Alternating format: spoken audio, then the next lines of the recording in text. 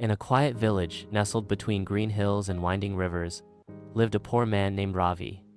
He was thin, sunburned, and always wore the same faded cotton shirt. His hut, built from mud and straw, stood at the edge of the village, near the fields, where he worked every day.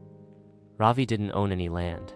He worked on the farms of the wealthy landlord, Mr. Sharma, planting rice in the monsoon and harvesting wheat in the dry season. The pay was low, just enough to buy a little rice, some vegetables, and sometimes a piece of jaggery for his little daughter, Meera. Every morning before sunrise, Ravi would rise, wash in the river, and walk to the fields with his rusty sickle. He worked hard, always with a smile, even when his hands bled or his stomach growled. He believed in one thing strongly: if you put kindness and effort into the soil, something good will grow. One summer, a long drought struck the village.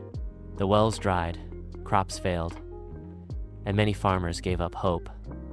Mr. Sharma dismissed most workers, saying there was no point planting seeds that would never sprout.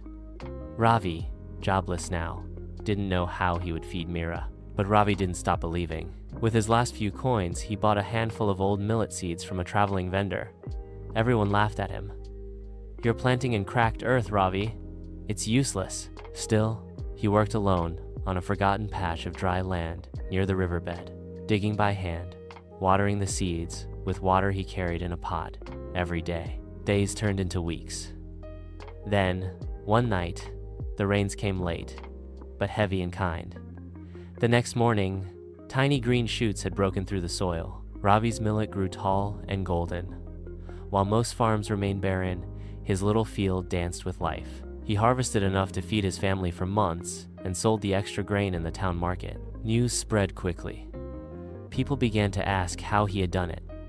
Ravi simply said, "Faith, hard work, and a little kindness to the land and to life." Years later, Ravi was no longer poor.